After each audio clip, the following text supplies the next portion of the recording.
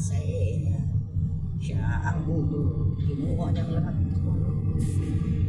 para maggulo.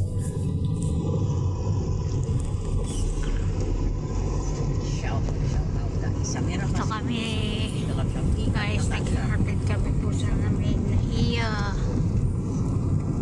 mabas kayo, huwag kayo sa nakapili ng mga opo, ano, yun yung kulera metro lang nandiyan kami bigyan ng kami ng labi pagmasahe okay na sa amin baka hindi pa yun mari ando na nakapila na sa bag na sa check-in counter na siya sabi ko huwag